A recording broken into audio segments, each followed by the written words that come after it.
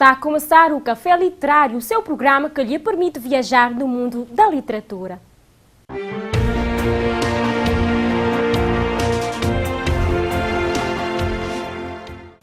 Hoje trazemos uma figura conhecida além da literatura em si. José Rodrigues dos Santos cedo abraçou o jornalismo, no entanto, além da sua mais conhecida faceta como jornalista, é também um ensaísta e romancista. Tiramos um pouco deste tempo para acompanhar de forma resumida a sua trajetória. José Rodrigues dos Santos nasceu em Moçambique a 1º de abril de 1964. Cresceu assistindo de perto o colonialismo, o que lhe abre portas, de certa forma, para a sua produção literária. Um dos rostos mais conhecidos do jornalismo televisivo em Portugal, José Rodrigues dos Santos cedo se interessou pelo mundo jornalístico. Após cerca de 2 anos ao serviço da Rádio Macau, em 1983, sai de Macau, onde vivia com o pai, ruma para Portugal para frequentar o curso de Comunicação Social. Doutorado em Ciências da Comunicação, é professor da Universidade Nova de Lisboa e jornalista da RTP. Trata-se de um dos mais premiados jornalistas portugueses, galardoado pelo Clube Português de Imprensa e pela CNN. José Rodrigues dos Santos é também um ensaísta e romancista. Especialmente nesta última vertente, tornou-se dos escritores portugueses contemporâneos a alcançar maior número de edições, com livros que venderam mais de 100 mil exemplares cada. Eis aqui algumas obras: A Ilha das Trevas, O Sétimo Solo, A Vida no Sopro, Fúria Divina, Conversando com os Escritores, O Anjo Branco, O Último Segredo, A Mão do Diabo, O Jovem de Constantinopla, O Milionário em Lisboa, A Chave de Salomão, As Flores de Lótus, O Pavilhão Púrpura e Vaticano, estes últimos lançados este ano. José Rodrigues dos Santos tem ainda publicado os ensaios Comunicação, Difusão Cultural, Crónicas da Primeira Guerra, da Crimeia e da Chau, Crónicas da Segunda Guerra de Daigão e Bagdade e A Verdade da Guerra.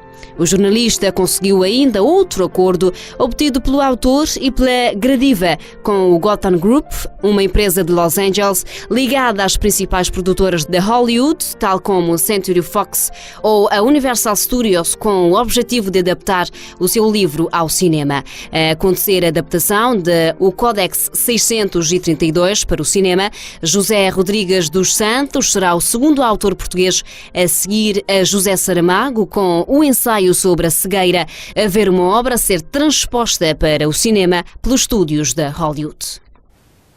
No Café Literário de hoje recebemos Nilton Monteiro, ele que se considera um admirador de José Rodrigues dos Santos. Mas o nosso convidado, para além de leitor, é poeta e partilhou connosco um dos seus trabalhos. Antes de irmos à conversa, acompanhe o seu poema que se intitula Entre o Sono e o Sonho. Entre o sono e o sonho. Entre o sono e o sonho, quando o sol, num gesto de extrema humildade, deixa as estrelas e a lua trazer a noite melancólica, levando o dia para trás do horizonte, vem o sonho, agradabilíssimo sonho. Em meu sonho, num mundo repleto de fé, esperança e amor, em meu mundo sonhado assim como determinou meu tão amado e amável Mestre Criador. Abastamento da fé, da esperança e do amor. Mas o maior destes é o amor. O amor nos dá vida e assim sonos e sonhos. Entre o sono e o sonho, quando o sonho é interrompido pela tão temida nostalgia, vem o pesadelo medonho. E dos sonhos esfria o calor dos abraços, entristece a alegria dos sorrisos, torna amargo a doçura dos beijos e torna saudades alegres em tristes nostalgias. Entre o sono e o sonho, a realidade tão terrível quanto amável, que com suas duas faces, assim como faz chorar, também faz sorrir. Assim como a tormenta, também dá ao espírito paz e até inspiração. Entre o sono e o sonho, se eu não voltar a respirar o sopro da vida, se eu não voltar a acordar para a vida e os pesadelos esquecer e trazer para a realidade os sonhos, quero morrer de amor. Sim, quero morrer de amor sufocado pela fé e esperança, que assim sei que na sombra do Todo-Poderoso eternamente descansarei. Entre o sono e o sonho, sonhos e pesadelos, e nestas, vida, e na vida, sorrisos e lágrimas. Tudo está Entre o Sono e o Sonho. Boa noite, Nilton Monteiro. Boa noite. Obrigada por ter aceito o convite para estar cá hoje no Café Literário. De nada, estou muito feliz por aqui estar. Disse-me que, em uma prévia conversa antes da nossa entrevista, disse-me que é fã do José Rodrigues dos Santos. O que lhe prende na escrita do nosso escritor de hoje? Bom, foi o primeiro escritor que eu li, né? E a sua obra que eu li foi A Fórmula de Deus. Então foi uma escrita que me incentivou a ler, né? A entrar no mundo da leitura e não só também para o mundo da escrita. É uma escrita que me cativa, né? Se calhar me faz viajar na imaginação. Por isso que eu sou fã dele. Ok. Já agora, qual é o livro que mais lhe cativou e porquê? Pois, A Fórmula de Deus. Pois, O que diz o livro? Pois, pelo cenário que decora na história do livro, né? Então, foi uma viagem imaginária, né? Como se diz, a leitura é uma viagem sem sair do lugar. Pois. E nesse livro envolvia Albert Einstein e vários factos científicos. E isso me cativou muito. Pois. O autor chega a dizer que a literatura tem sempre a ver com a nossa liberdade de exprimir ideias e de suscitar polêmica e de tocar no proibido. Concorda com a afirmação do autor? Plenamente. A liberdade de exprimir, né, é extremamente importante. Se não houvesse liberdade, se calhar a arte estaria comprometida hoje, no mundo de hoje. Mas, na minha perspectiva, só liberdade se calhar não seria suficiente. Seria liberdade, mais habilidade de exprimir aquilo que se tem liberdade de exprimir. Ou seja, independentemente se o indivíduo tem liberdade, há que saber escrever para que consiga materializar essa liberdade? Pois, exato. Essa habilidade que se calhar dá a vida à arte. Porque na minha perspectiva, a arte é a expansão da qualidade. E de tocar no proibido, o que é que tem a dizer sobre? Pois, o proibido, se calhar, na imaginação não é tão proibido assim, né? O proibido aqui é fascinante, digamos, chama a atenção. Então, através da arte ou da poesia ou da liberdade, podemos chegar a tocar no proibido. Nilton, sei que já tem o seu livro pronto, mas ainda não conseguiu o patrocínio, certo? É difícil ser jovem escritor em Cabo Verde? Bom, é muito difícil, muito difícil. Em Cabo Verde não há, se calhar, promoção. A promoção de literatura ainda é muito fraquíssima, fraco. Repare, por exemplo, em Cabo Verde, de certeza que há um monte de jovens, né, com suas obras na gaveta, justamente por medo ou por certeza de não conseguirem publicar. E eu estou tentando, né, justamente por muito incentivo de colegas, né, enfim, aqui manter a esperança. Pode já adiantar-nos um pouco do que se trata a tua obra? Sim. Bom, quando decidi escrever a minha obra, eu quis fazer algo que fosse novo, né? Algo que fosse inédito. Então, justamente por isso, não desisto. Quero contribuir para o enriquecimento da nossa cultura. É só ver que... Do que se trata o teu livro? É nesse sentido que vai a minha questão, do que se trata o seu livro, contar um pouco para as pessoas que nos assistem em que consiste a obra, o livro que escreveu. Sim. Bom, em princípio, a minha obra se chama Obra de Mestre.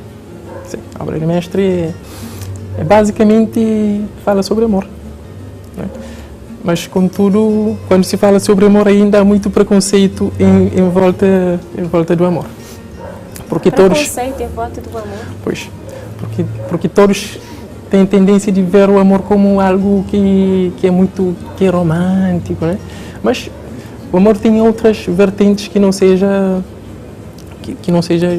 o romantismo. Por exemplo? Por exemplo, há o amor, o amor divino, por exemplo, o amor incondicional, né? O amor de Jesus Cristo, que é o traço distintivo supremo de humanidade. O meu livro fala sobre diversos temas. Eu escrevo poemas a respeito do mar, do sol, né? O mar me inspira muito. Mas, contudo, o meu livro, o que eu costumo dizer, não é nada de complicado. É exatamente o que está escrito que eu quero dizer com minha escritura. É muito simplista, tá vendo? Não é complicado. O problema que temos hoje na nossa literatura é que hoje temos escritores, por exemplo, com uma escrita demasiado complicada, não complexa. Então, o meu objetivo era fazer justamente o contrário. Uma escrita complexa, não complicada. Que todos pudessem entender sem... Em que consiste uma escrita não complicada e não complexa? É justamente isso. Quando pegar um poema meu, ou qualquer outro poema que seja do mesmo estilo, e lês e vê com clareza justamente aquilo que eu quero dizer. Nilton, nasce-se poeta ou o poeta se constrói através das vivências? Eu concordo com as duas frases. O poeta nasce o poeta. E nascendo o poeta, as vivências, né, vai aperfeiçoar esse poeta. Mas eu costumo ligar o facto de nascer poeta, né? Nascer poeta é ter dom de ser poeta, mas contudo temos de ter a virtude de ser poeta. E qual é a diferença entre ser poeta por dom e por virtude? E ser poeta por dom é aquele que nasce para ser poeta, e dom é aquilo que já vem pronto, que é imutável, né? E aquele que se torna poeta, segundo as suas vivências, aquele que se torna poeta por virtude. Porque virtude vem da nascença, mas é algo que desenvolvemos, aprendemos com a vida. E aprendendo com a vida suscita também capacidade de exprimir também. Não seria o mundo uma poesia e o homem tem que saber aprender a ler essa poesia que está diante dos nossos olhos constantemente? Pois, acredito que sim. O mundo é uma bela poesia. E nos meus poemas sempre falo do Altíssimo, né? O Altíssimo, Todo-Poderoso. Então, a sua criação, para mim, é um belo poema. E cabe a nós saber ler esse poema, tentar experimentar ou vislumbrá-lo da melhor forma possível. Portanto, Nilton, você facultou-nos uma parte do seu trabalho que as pessoas lá de casa já puderam ver, que é o Entre o Sono e o Sonho. O que quer dizer o sujeito poético neste poema? Pois, Entre o Sono e o Sonho surgiu da seguinte forma. Um dia recebi o convite da minha editora, a Chiado Editora, né, para participar numa antologia da poesia contemporânea portuguesa. E essa antologia se intitula Entre o Sono e o Sonho, né? Então, pensei numa forma de participar nessa antologia. Então, disse para mim mesmo, por que não escrever uma poesia entre o sono e o sonho, né? E E entre esse sono e sonho, retrata um indivíduo que tem seus sonhos e depois, quando acorda, tenta realizar os seus sonhos, né? Mas, no entanto, a realidade às vezes é um pesadelo, não é? É por isso. Então, esse entre o sonho e o sonho é uma comparação da realidade que vivemos, que é um pesadelo, mas também que é um sonho também. Porque, repara que tudo tem duas faces. O mundo é belo, mas também tem seus perigos, né? Cabe a nós mesmos saber distinguir ou lutar Exato. contra viver com essas dualidades. Exato, isso traz inspiração. Há bocado disse-me que é difícil uma literatura juvenil em Cabo Verde, uma literatura feita por jovens em Cabo Verde. Acredita que se houvesse mais incentivos na dinamização literária, haveria mais jovens a escrever? Muito mais. Há dias na televisão, então eu vi a presidente da Academia Cabo-Verdiana de Letras afirmar que em Cabo Verde não há promoção da literatura. Isto é muito estranho. Imagina, então, para que é que existe a Academia Cabo-Verdiana de Letras se não há promoção da literatura? Mas acredita que a promoção literária deveria caber somente à Academia Cabo-Verdiana de Letras? É uma das grandes, a Academia Cabo-Verdiana é uma das grandes promotoras da literatura. O que é que estaria a faltar por parte da Academia, já que aponta a Academia? O que é que estaria a faltar? Justamente oportunidades, promoção. Repara que, por exemplo, em Cabo Verde, gasta-se milhares para promover festivais, mas ninguém está preocupado em promover a literatura, por mais pequena quantidade de dinheiro que seja possível, que seja necessário. Não seria de certa forma injusto o seu comentário? Portanto, lançou-se a Academia de Letras juntamente com o Ministério da Cultura, lançou prémios literários. Há bem pouco tempo. Há bem pouco tempo. E isso, se calhar, devia existir há muito mais tempo. Repare que há muito jovens escritores, né, que têm suas obras guardadas, justamente por terem medo ou certeza de não conseguirem publicar.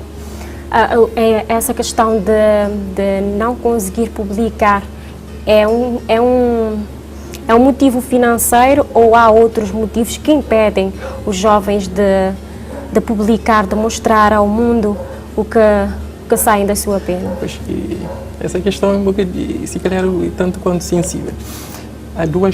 Eu encaro de duas formas. Bom, se reparar um certo descaso por parte dos agentes culturais, mas, contudo, esse descaso pode ser provocado pelos criadores da cultura. Em que sentido? Repare, por exemplo, que em tudo e quanto lugar, hoje, né, temos uma grande maioria de jovens, e não só jovens, que são escritores, por exemplo. Mas, no entanto, se for ver a qualidade, está muito aquém do esperado.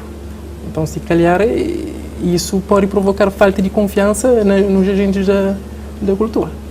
Tá? E, consequentemente, falta de promoção. Portanto, somente o patrocínio falta para mostrar ao mundo o que escreve. Pois, justamente. Um patrocínio de 1.300 euros. Qual é a mensagem? Tem alguma mensagem que queira deixar para quem nos assiste? Pois, para todos nós, a única coisa que devemos ter quando não temos nenhuma outra coisa é a esperança. Mas tem de ser a esperança do verbo esperançar, não a esperança do verbo esperar. Porque quem tem esperança do verbo esperar, fica sentado à espera que algo caia do céu. Mas esperançar, de onde vem a palavra esperança, significa ir atrás, não desistir, persistir, nunca desistir. Portanto, mantenho a esperança. Há uma célebre frase que todos devem conhecer, muito famosa, que diz o seguinte: a maior tragédia da vida não é quando um homem morre, mas aquilo que morre dentro de um homem enquanto ele está vivo. E essa frase traz consigo uma outra questão: o que é que eu e você matamos dentro de outras pessoas? E o que não deve morrer nem ser morto: a fé, a esperança e o amor. Então, segundo o Altíssimo, o maior destes é o amor. Então, levem sempre em mente: a fé move montanhas, a esperança, com a esperança, escala-se montanhas, e com o amor transforma-se em montanhas. Tenham Santo Ano 2017. Obrigada, Nilton Monteiro, por partilhar um pouco do seu mundo poético, da sua ideia relativamente ao nosso autor desta edição, e esperemos que em 2017 tenhamos um novo livro em Cabo Verde. Tomara que sim. Acho que brevemente será possível o meu livro editado. Obrigada, boa noite. Boa noite a todos. Estivemos em conversa com o Nilton Monteiro, ele que é admirador do trabalho do nosso escritor desta edição, José Rodrigues dos Santos, e também falou-nos um pouco da sua vivência poética, da sua veia poética, melhor dizendo. Ele que tem um livro pronto e espera então um patrocínio para que em 2017 possa também trazer um novo livro, poemas para o cenário literário cabo-verdiano.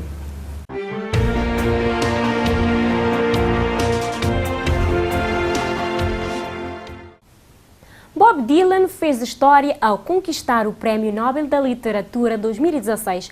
O cantor e compositor norte-americano é considerado um dos maiores nomes da música do século XX. Confira.